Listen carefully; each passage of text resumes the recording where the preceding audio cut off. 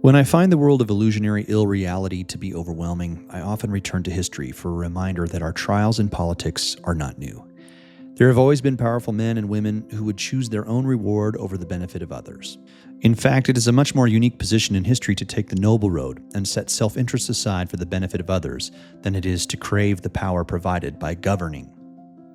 As Americans, we have held our sacred documents as that, sacred, a sort of pseudo-scripture about how government and protest are supposed to work.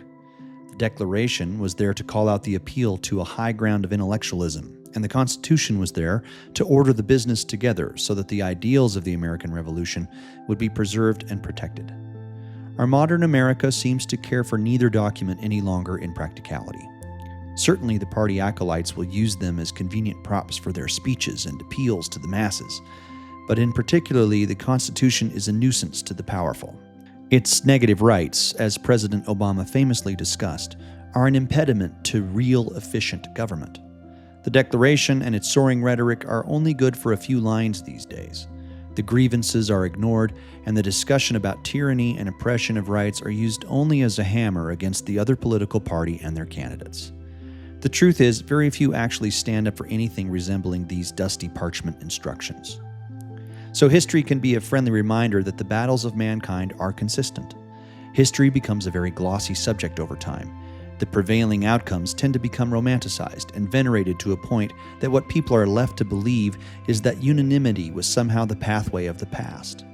There's a perception that when the Constitution was unveiled to the delegates deciding on its possibilities as a governing document, the heavens opened and divine light shone upon the page. Yet this is not the reality of the moment. Granted, it took special and dedicated people to come together to create this system that has provided unmatched liberty and prosperity for a people, and the unique confluence of men and moment is rare in the rising road of history.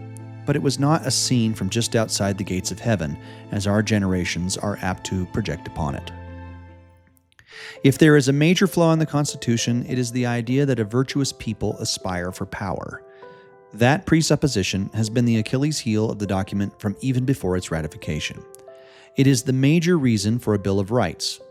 There were some at the convention who, after reading the document, realized that this form of government was apt to create a system where powerful men would supplant law for themselves.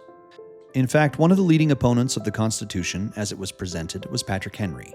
This legend of oration and spark of the Revolution was fiercely opposed to the government that the Constitution was proposing. He saw through it, likely from his Presbyterian lens of human fallibility, and knew that the desires of man would overrun the system that was hinged upon the virtue of leaders. Henry realized that the document they were debating would devolve into a government of men and not laws in very short order. Both Henry and George Mason, two imperative characters in the story of the American Revolution, were vehemently opposed to the Constitution. They argued for weeks and months during the ratification process that the document would leave future generations saddled under the despotism they had just fought a war to relieve themselves of. It could be said that they saw the very moment we are living in, where powerful people, motivated by their love of station and money, would use the system against the people to perpetuate their lot in life. Henry understood that man is not inherently bent towards virtue, and that as soon as that degraded, the system would turn upon its citizens and consume them like an Ouroboros. The arguments from the floor are fascinating to revisit. In his masterful work, A Son of Thunder, Henry Meyer describes a scene of argument between George Mason and the Federalist contingency. It illustrates just how prescient the Anti-Federalists were about the dangers of the Constitution. As you hear Mr. Mason speak, you can extrapolate all of the events from the last 20 years upon his question. What if the press is silenced, or worse, bought by the powerful to advance the agenda? What if good men no longer adhere to the contract or the basic assumption of order?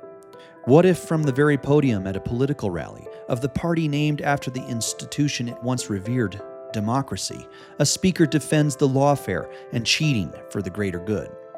Hard to imagine? Patrick Henry and George Mason saw it, as clear as an apocalyptic horseman on the horizon.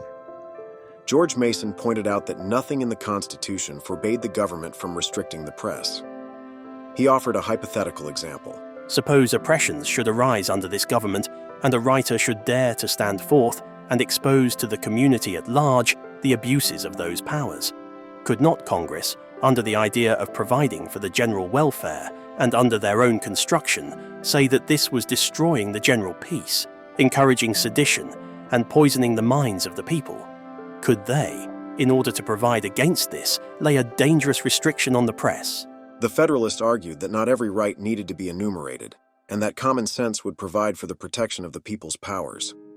Henry Lee explained the Federalist position as one of agency. If a man delegates an agent to do certain things, it would insult common sense to think the agent could legally transact any business for his principal not described within the commission. George Nicholas added, If I have 1,000 acres of land and I grant 500 acres of it to another man, must I declare that I retain the other 500? He went on to rebut Mason. It is agreed upon by all parties that the people have all power. If they part with any of it, is it necessary to declare that they retain the rest? Why not? Asked Patrick Henry. Is it because it will consume too much paper? The political institutions in America need deep revision if there is ever to be any hope of a free life.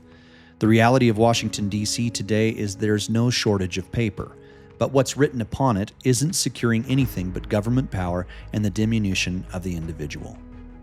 The theater and platitudes towards the Constitution by both parties is feeble and bad.